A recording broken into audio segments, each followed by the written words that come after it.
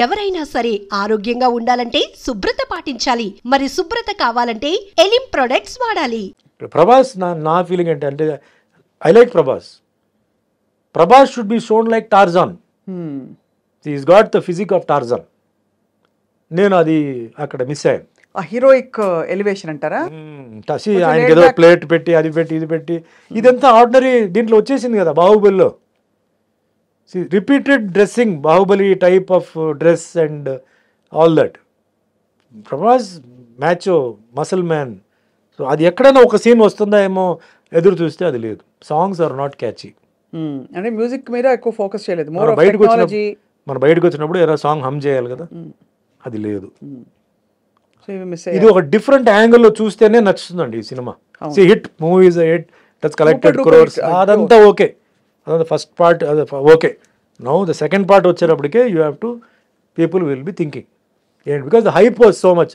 Amitabh Bachchan, Prabhas, so many people are there. అది ఇది ఇందులో మీరు కలియుగ ప్రత్యక్ష దైవం పాత్ర వేశారు కాబట్టి ఇది కూడా ఒక అవతార పురుషుడి పాత్ర.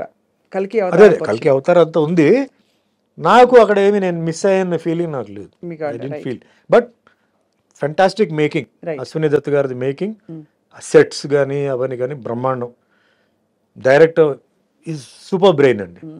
ఓన్లీ థింగ్ మామూలు వాళ్ళకి కొంచెం అర్థం చేసుకోవాలంటే కొంచెం టైం పడుతుంది. అవన్నీ కొంచెం మహాభారత అవన్నీ కొంచెం ఇది చేయాలండి. ఇప్పుడు మాస్ గోవర్స్కి ఏముందండి ఆ సినిమాలో? రెగ్యులర్గా ఈ స్టెప్స్, ఫైట్స్, అంటే వెరైటీ ఫైట్స్ అలాంటి అంటే ఏమి లేదు. రొటీన్ ఫైట్సే ఉంది. కరెక్ట్, అవును. Nothing you know great. But as a movie is ఒక తెలుగు సినిమా. This movie can be showed in హాలీవుడ్లో చూపించవచ్చు. Indian film, Telugu language, Indian director, cameraman I think is from foreign. So అది తెలుస్తుంది, డిఫరెన్స్ తెలుస్తుంది. గ్రాఫిక్స్ బ్రహ్మాండంగా ఉందండి. గ్రాఫిక్స్ అని తెలియట్లేదు. So previous films and all that, though graphics అయినా గ్రాఫిక్స్ కనపడుతున్నాయి. దీంట్లో బ్రహ్మాండంగా చాలా పాలిష్డ్గా చేశారు. సో ఆల్ టెక్నీషియన్స్కి, డైరెక్టర్కి, actors all put in there effort in to it. Great అనమాట అది. నైస్. సుమన్ గారు, మీరు ఇందాక ఒక మాట అన్నారు, నన్ను ఎవరు మోసం చేశారో వాళ్ళకి తప్పకుండా కర్మ విల్ టేక్ కేర్ అని చెప్పి. ఎవరు మోసం చేశారు సార్ మిమ్మల్ని? అంటే were you able to trace ఎప్పుడైనా? నాకు ఎవరు మోసం చేసినది ఇంకా నాకేంటంటే క్లారిటీ లేదు. అంటున్నారు వాళ్ళు వీళ్ళు అంటున్నారు. I don't have clarity, but I'm not bother about it. At the same time మళ్ళీ భగవంతుడు నన్ను ట్రాక్లో పెట్టారు, నేను వెళ్తున్నాను, నా బండి నడుస్తుంది, ఓకే. సో ఎవరు తప్పు చేశారో ఎందుకు నేను చెప్తానంటే, మా అమ్మగారు చాలా ఏడ్చారు. అవును సార్, మా అమ్మగారు చాలా సఫర్ అయ్యారు. నేను ఆవిడ కోసం ఈ మాట అంటున్నాను. ఆవిడ ఆత్మకి శాంతి రావాలని చెప్పి నేను చెప్తున్నాను. దెబ్బ నాకు కాదు, దెబ్బ మా అమ్మ కూడా తగిలింది. అని ఎంతో గారభారంగా పెంచి ఎంతో చేసి ఆవిడకి అది తగిలింది. అది సో నేనేం చెప్పట్లేదు, అది వదిలేస్తున్నాను. సరే, కర్మలో అది నేను చేయాలి. మీ కర్మ ప్రకారం మీకు ఏముందో మీరు అనుభవిస్తారు. అది ఒక కొరియర్ వస్తాడు, చేయిస్తాడు, తప్పదు. అందుకే మీరు కొన్ని న్యూస్ మీరు చూస్తే ఘోరమైన యాక్సిడెంట్లో చనిపోయారు, ఘోరమైన దీంట్లో ఇది జరిగింది, ఆత్మహత్య చేసుకున్నారు, రోగం వచ్చి హాస్పిటల్లో ఎన్నో నెలల నుంచి ఉన్నారు. ఇవన్నీ కర్మ అండి. ఇది డబ్బు, పవర్ అక్కడ ఏమి చేయడానికి లేదు. సో నేను దాన్నే నమ్ముతున్నాను. నేను ఎవరన్నా చెప్పాలంటే కూడా నేను భయపడతానండి. సుమన్ బోలాశంకరుడు ఏం కాదు, సుమన్ మంచివాడు. లోపల ఇంకో సుమన్ ఉన్నాడు, పిశాచి వాడు పడుకుని ఉంది లోపల. కానీ నేను ఎవరండి మిమ్మల్ని శిక్షించడానికి, మిమ్మల్ని తిట్టడానికి నేను ఎవరు? నాకు అర్హత లేదు. తప్పు చేసినప్పుడు నేను చెప్తాను, ఇది వద్దు, బాగాలేదు, చేయొద్దు. ఒకసారి, రెండుసారి, మూడోసారి నువ్వు వెళ్ళిపో అంటాను. మా స్టాఫ్ అందరూ వాళ్ళకి తెలుసు నా గురించి, అడగండి. ఎప్పుడైనా ఎన్నో తప్పులు వాళ్ళు చేస్తారు, మనుషులే కదా, ఎన్నో తప్పులు చేస్తారు. నేను చెప్తాను, ఇలా చేయవద్దు అంటాను, చేయవద్దు అంటాను. దాని తర్వాత వాళ్ళు కరెక్ట్ అవుతారు. నేనెవరండి వాళ్ళని శిక్షించడానికి, కొట్టడానికి? నో, రాంగ్ అది. సో ఎవరైతే చేస్తారో ఆ శిక్ష అనుభవించి తీరాల్సిందే. అది సర్పదోషం అంటారు, దాన్ని ఏవేవో దోషం అంటారు. కానీ ఉన్నపళంగా ఒక అమాయకపు ఒక మధ్యతరగతి కుటుంబం నుంచి వచ్చి సినిమాలో ఇంట్రెస్ట్ కూడా మీరు ఎప్పుడు ఎక్స్ప్రెస్ చేయకుండా ఓవర్ నైట్ చక్కగా స్టార్డమ్ వచ్చి స్టార్ అయిపోయి సక్సెస్ చూసిన టైంలో ఒక పెద్ద బండరాయి వచ్చి మీ నెత్తి మీద పడి మీరు సొసైటల్గా అవమానాల పాలయ్యారు. మీ గురించి రకరకాల మాటలు అన్నారు. ఇంట్లో కుటుంబంలో ఇబ్బంది, అమ్మగారికి ఆవిడని చూడలేక మీకు మళ్ళీ ఇబ్బంది, ఎవరితో చెప్పాలి, సంజాయిషి చెప్పాలా, జనానికి చెప్పాలా, ఇవన్నీ ఉంటాయి కదా సార్. ఎలా హ్యాండిల్ చేసుకున్నారు మీరు అలా? భగవంతుడు అండి, భగవంతుడు నమ్ముకున్నాను. My conscience was clear. నేను జైల్లో ఉన్నప్పుడు కూడా మై కాన్షియన్స్ వాజ్ క్లియర్. ఏం జరుగుతుందో అది జరుగుతాయి. Who are your friends sir at that time? మీరు జైల్లో ఉన్నప్పుడు జైల్లో ఉన్నప్పుడు ఎవరు లేరండి. నన్ను డైలీ ఒక సెల్ మార్చేవారు, ఎందుకంటే ఫ్రెండ్షిప్ అవుతుంది చెప్పేసి మార్చేవారు. ఒకే సెల్లో డైలీ పెట్టరు. మొత్తం క్లోజ్ ప్రిజన్ ఉండేది, అక్కడ పెట్టేవారు. క్లోజ్ ప్రిజన్లో చాలామంది పెద్ద పెద్ద మర్డరర్స్ ఉండేవారు. అప్పుడు ఆటో శంకర్ని ఒకటి చాలా ఫేమస్, 7 మంది పెళ్ళాలని గోడలనే ప్లాస్టర్ చేసాడు, కింద సమాధి చేసాడు. వాళ్ళతో పాటు పెట్టారు సార్ మీరు? అంటే ఆ సెల్ ఆ వార్డులో ఉన్నాడు. అతను పేరు మర్చిపోయాను. అతను 12 మంది ఫ్యామిలీ మెంబర్స్ని చంపేశాడు. వాడికి ఉరి వేశారు. అంటే క్లోజ్ ప్రిజన్ అది.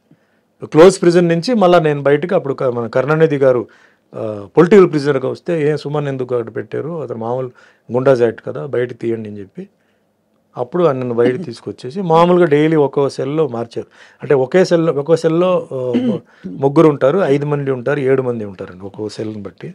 సో ఉంటే ఫ్రెండ్లీ అయిపోతాను, నేను ఏదైనా చేస్తానో లేకపోతే వాళ్ళు ఏదైనా నాకు చేస్తారేమో అని చెప్పి వాళ్ళు ఒక్కో నైటే నన్ను బాగా చూసుకున్నారు సార్, కనీసం బ్రహ్మాండంగా చూసుకున్నారండి.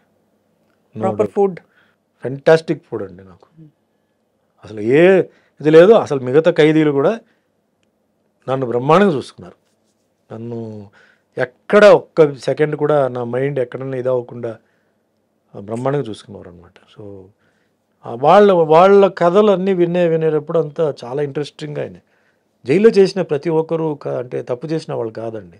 చాలామంది అనవసరంగా లోపలికి వచ్చిన వాళ్ళు ఉన్నారు, కొన్ని పరిస్థితి వల్ల తప్పు చేసిన వాళ్ళు ఉన్నారు, కొన్ని మర్డరర్స్ ఉన్నారు. మర్డరర్స్తో కూడా నక్సలైట్స్ కూడా ఉన్నారు. నా వార్డుకి పక్కనే వెల్లూరు నుంచి 3 నక్సలైట్స్ ఉండేవారు. వాళ్ళు అంటే వాళ్ళది ఎట్లా ఉంటుందంటే డైరెక్ట్ యాక్సెస్ ఉండదు. బట్ వాళ్ళ నుంచి మాట్లాడుతుంటే మన యువతల సైడ్ వాళ్ళ నుంచి మనం మాట్లాడవచ్చు. అప్పుడు సుమన్తో మాట్లాడాలని చెప్తే పిలిస్తే వెళ్తే ఫుడ్ ఎలా ఉంది, మీకు దాల్ అదంతా ఎలా ఉంది అంటే బాగానే ఉంది. అంటే బాగానే ఉందంటే ఎట్లా అంటే లేదు బాగానే ఉంది. అలా కాదు, దాల్ తిప్పేసి చేతులతో ఫింగర్తో తిప్పేసి కొంచెం దాల్ ఇలా అంటే ఫింగర్లో తీసి వాల్లో ఇలా వేయి, అది జారుతుందా అలా అంటుకుంటుందా చెప్పు నాకు అన్నాడు. అంటే నెక్స్ట్ డే వస్తే అలా చేశాను అలా నుంచుందండి, జారలేదంటే ఇలాగే ఉండాలి దాల్, మీకు దాల్ జారకూడదు, జారిందంటే నీళ్ళు కలిపినట్టు దాంట్లో అని అట్లా అని వాళ్ళతో కూడా కొన్ని విషయాలు. ఇంట్రెస్టింగ్ సార్ అది. అంటే మీకు ఖైదీలకి ఇల్ ట్రీట్మెంట్ జరగకూడదండి.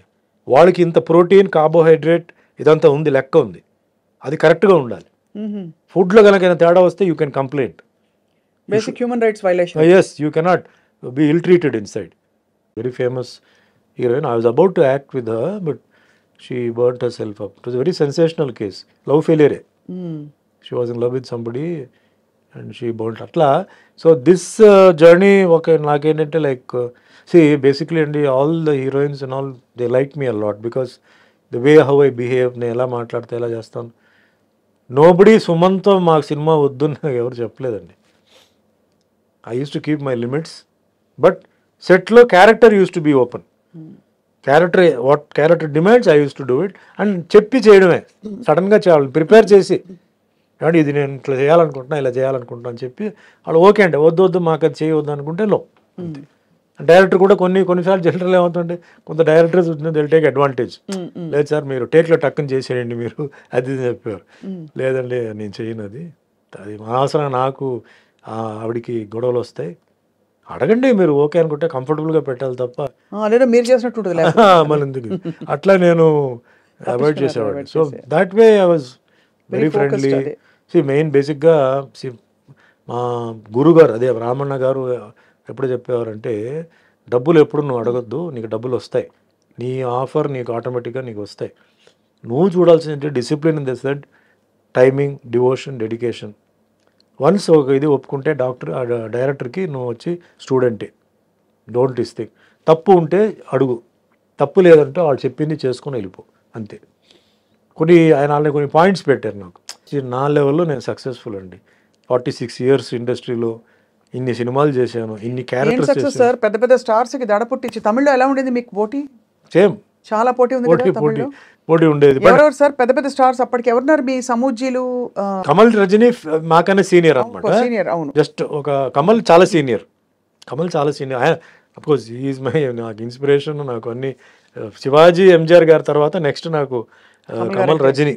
అంటే తెలుగు సినిమా ఫీల్డ్కి వచ్చే ముందు, తర్వాత రామారావు గారిది సినిమాలు చూసి నాగేశ్వరరావు గారిది అన్ని తర్వాత తెలుసుకున్నాను. తమిళ్ ఫీల్డ్లో శివాజీ గణేశన్ సారు, ఎంజిఆర్ గారు మాస్ క్లాస్. దాని తర్వాత కమల్ హాసన్, రజనీకాంత్ గారు. వాటిలో I was die hard fan of Kamal Haasan, was his will. First time ఎప్పుడు కలిసారు కమల్ గారిని? ఫస్ట్ నా షూటింగ్ జరుగుతున్నప్పుడే ఆయన పక్కనే షూటింగ్ జరుగుతుంది. ఆయనది శ్రీప్రియాది షూటింగ్ జరుగుతుంది. అప్పుడు ఇదే కిట్టు ఉన్నాడు. అంటే మాకు హాఫ్ డే గ్యాప్ ఆ రోజు. నేను అన్నాను, నేను కమల్ హాసన్ షూటింగ్ చూడాలి ఎక్కడ అంటే, డైరెక్ట్ చూడాలంటే వా పదా అని చెప్పాడు. అప్పటికి మీరు స్టారే, పెద్ద స్టార్ అయిపోయాను, స్టార్ అయ్యాను. అంటే షూటింగ్ జరుగుతుంది. సట్టమెన్ కైల్ పిక్చర్ పేరు. టిఎన్ బాలు డైరెక్టర్ తీసుకెళ్ళి ఆ రోజు ఫస్ట్ టైం కమల్ హాసన్ నేను చూస్తున్నాను. చూడంగానే ఒక ఫీలింగ్, నాకు ఫీలింగ్. ఇప్పుడు మాకెట్లా ఫ్యాన్స్ ఇప్పుడు వచ్చి చూడంగానే మాటలు రాక వాళ్ళు చేతులు రాక వాళ్ళు ఉంటారు, అట్లా నేను ఫ్రీజ్ అయిపోయాను. అప్పుడు అక్కడ వేరే ఒక ఆర్టిస్ట్ కావాలి. ఇప్పుడు కమల్ హాసన్ గారు ఏమనుకున్నారంటే ఇతనే ఆ క్యారెక్టర్ నేనే అనుకుని వాంగ మూడు కాదా వెయిటింగ్ వాంగ అన్నాడు. నాకు ఇటు చూసాను, ఎవరు వాళ్ళు నిన్నే పిలుస్తున్నారు వెళ్ళు అన్నాడు. దగ్గరికి వెళ్తే వాళ్ళు లేట్ అని నేను చెప్పాను, సార్ నేను ఊరికి మిమ్మల్ని చూడడానికి వచ్చాను, నాకు ఈ క్యారెక్టర్ కాదా అదేంటే పిలిచి బాగానే ఉన్నాడు కదా, ఈయన్నే పెట్టవచ్చు కదా అది ఇది అని చెప్పి ఏదో చెప్తే, అప్పుడు ఈ కిట్టు వచ్చి లేదండి ఆల్రెడీ ఆయన హీరోగా చేస్తున్నారు రామన్న పిక్చర్లో. అవునా, ఓకే ఓకే అని చెప్పి నేను కాసేపు కూర్చొని షూటింగ్ చూశాను. అంటే గొప్ప యాక్టర్ కదా, ఆయన టెక్నిక్ ఏంటి, ఆయన అంటే మార్వెలస్. అప్పుడే నో వర్డ్స్ టు. అప్పుడే చూస్తూ మీరు కూడా ఒక పెద్ద, అంటే ఆల్మోస్ట్ ఒక సూపర్ స్టార్డమ్ వచ్చేసింది మీకు. భగవంతుడి దయ అండి. నేను స్టార్డమ్ అదే సూపర్ స్టార్ అని నేను చెప్పనండి, ఒక స్టార్డమ్ వచ్చేసింది. మంచి డిమాండ్ లో అయితే ఉన్నారు ఒక టైంలో, పీక్స్ లో డిమాండ్ అయితే హెవీ డిమాండ్. అప్పుడు మరి తెలుగు ఇండస్ట్రీలో మీరు ఎంటర్ అయినప్పుడు ఎలా ఉండేది వాతావరణం? కొంచెం తెలుగు అంత అప్పుడు డెవలప్ లేదండి. తమిళ్ అప్పుడు ఫస్ట్ బాగా ఉండేది. తమిళ్ సినిమాలు, Ilaiyaraaja music world wide, cameraman ఈయన Santosh Sivan, PC Sreeram, best combination sir. అదే సూపర్ అనమాట ఆ టైంలో అంతా. అది తర్వాత తెలుగు మెల్లిమెల్లిగా డెవలప్ అయ్యి ఈరోజు తెలుగు నంబర్ 1కి వచ్చేసింది. మిగతా అంతా వెనక్కి వెళ్ళిపోయి. సార్ కల్కి సినిమాలో మిమ్మల్ని మిస్ అయ్యాం. కల్కిలో ఏముందండి క్యారెక్టర్? ఏముందంటే ఏముంది అని కాదు, బట్ మీ ప్రెసెన్స్ కూడా ఎందుకంటే చాలా మంది కనిపించారు. దేర్ ఇస్ నో క్యారెక్టర్ కదా. నేను చూసాను cinema, I didn't find any character that you could have done. అంతేనా? అంటే అందరూ బిట్స్ గానే ఉన్నారు. అది కాదు, అట్లా చేయడం కాదండి. ఇప్పుడు రామ్ గోపాల్ వర్మ చేశారు, రాజమౌళి చేశారు, అలా కాదు. నాకు చేస్తే అది బాగా లైక్ శివాజీలో ఆ క్యారెక్టర్ స్టూడ్ అనమాట అండి, విలన్ క్యారెక్టర్. అవును, అట్లా ఉండాలి. అంటే లేకపోతే నన్ను పెట్టింది వేస్ట్ అవుతుంది, నేను చేసింది కూడా వేస్ట్ అవుతుంది. కానీ అందరూ పెద్ద పెద్ద స్టార్స్, ఇప్పుడు విజయ్ దేవరకొండ గారు బిట్లోనే ఉన్నారు. అదే బాధ నాకు. ఇప్పుడు ఏమవుతుందంటే అందరూ ఉన్నప్పుడు మనం ఎక్స్పెక్ట్ చేస్తాం. అవును, వి ఎక్స్పెక్ట్ సంథింగ్ కదా. ఆ ఎక్స్పెక్టేషన్ లేనప్పుడు డిసప్పాయింట్మెంట్ ఉంటుంది. వాళ్ళ ఫ్యాన్స్ కూడా డిసప్పాయింట్మెంట్ ఉంటుంది. అవును, కరెక్టే. అది రాంగ్. అది చాలా మంది చేసే తప్పు పని ఏంటంటే ఇలాంటి స్టార్స్ని పెట్టేసి అనౌన్స్ చేస్తారండి. అందరు పరిగెత్తుకొని వస్తే అక్కడ ఉండదు. లేనప్పుడు డిసప్పాయింట్మెంట్ అవుతుంది. వాళ్ళ హీరోని అలా చూడడం డిసప్పాయింట్మెంట్ ఉంటుంది. తగినంతగా కనిపించలేదని ఒకటి. ఇప్పుడు నాలాంటి వాళ్ళని పెడితే ఏమి ఊరికే వచ్చి నిలబడి ఏదో కత్తి పెట్టుకుంటే ఏం ప్రయోజనం అండి? సినిమా నచ్చిందా నాకు? ఐఎమ్ మాస్ సినిమా గోవర్ అండి. ఫ్రాంక్గా చెప్పాలంటే నాకు ఫస్ట్ హాఫ్ కొంచెం డ్రాగీగా అనిపించింది. ఒక అరగంట తీసేయచ్చు. ఎస్పెషలీ ఆ బాంబే హీరోయిన్తో సాంగ్, ఆ ఫైట్ అంతా ఉంది చూసారా, అది కరెక్ట్గా అది రావట్లేదు. అది తీసేయచ్చు. Second half making wise, futuristic అదంతా ఓకే. నన్ను అడిగితే ఫస్ట్ ఇస్ ద డైరెక్టర్ అండి. మన తెలుగు ఇండస్ట్రీకి ఒక హాలీవుడ్ డైరెక్టర్ ఉన్నాడు అని ఆయన ప్రూవ్ చేశాడు. గ్రేట్ నాగశ్విన్ గారు. సెల్యూట్. సెకండ్ థింగ్, ఆ సినిమాలో ఐఎమ్ సారీ టు సే అండి, Amitabh Bachchan's role is the dominant role అండి. అవును, ఆయనే ఫస్ట్ హాఫ్ అంతా, అసలు మొత్తం ఫస్ట్ పార్ట్ అంతా. Next part Telugu dubbing, Telugu song ఇదంతా ఆయన చేశారు. కమల్ హాసన్ బిగినింగ్లో ఒక షాక్, ఎండ్లో ఒక షాక్. ఇంకా మేకప్ నేను చెప్పక్కర్లా, ఆయన ఆల్రెడీ అన్ని అబ్బాయి షణ్ముఖి మొదలు అన్ని చేసేసారు. అన్ని మేకప్ అసలు డిఫరెంట్గా చూడాలని చెప్పి ఏమేమో చేసాడు, సక్సెస్ అయిపోయాడు అనమాట. ప్రభాస్ నా ఫీలింగ్ ఏంటంటే I like Prabhas should be shown like Tarzan. Is got the physique of Tarzan.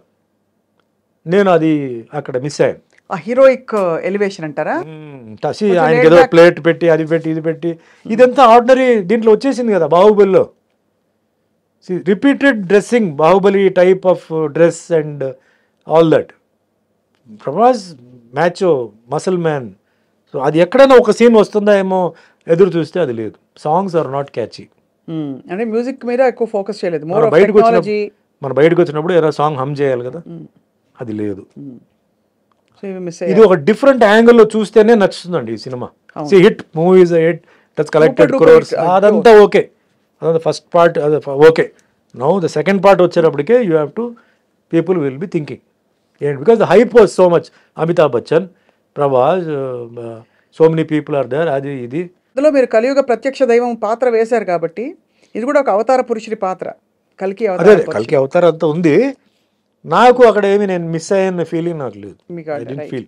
But fantastic making, Ashwini Dutt గారిది మేకింగ్, సెట్స్ కానీ అవన్నీ కానీ బ్రహ్మాండం. డైరెక్టర్ ఈజ్ సూపర్ బ్రెయిన్ అండి. ఓన్లీ థింగ్ మామూలు వాళ్ళకి కొంచెం అర్థం చేసుకోవాలంటే కొంచెం టైం పడుతుంది. అవన్నీ కొంచెం మహాభారత అవన్నీ కొంచెం ఇది చేయాలి. ఇప్పుడు మాస్ గోవర్స్కి ఏముందండి ఆ సినిమాలో? రెగ్యులర్గా ఈ స్టెప్స్, ఫైట్స్, అంటే వెరైటీ ఫైట్స్ అలాంటి అంటే ఏమి లేదు. రొటీన్ ఫైట్సే ఉంది. కరెక్ట్, అవును. Nothing you know great. But as a movie is ఒక తెలుగు సినిమా. This movie can be showed in హాలీవుడ్లో చూపించవచ్చు. Indian film, Telugu language, Indian director, cameraman I think is from foreign. So అది తెలుస్తుంది, ద డిఫరెన్స్ తెలుస్తుంది. గ్రాఫిక్స్ బ్రహ్మాండంగా ఉందండి. గ్రాఫిక్స్ అని తెలియట్లేదు. So previous films and all that though graphics అయినా గ్రాఫిక్స్ కనపడుతున్నాయి. దీంట్లో బ్రహ్మాండంగా చాలా పాలిష్డ్గా చేశారు. సో ఆల్ టెక్నీషియన్స్కి, డైరెక్టర్కి, actors all put in there effort in to it. Great అనమాట అది. నైస్.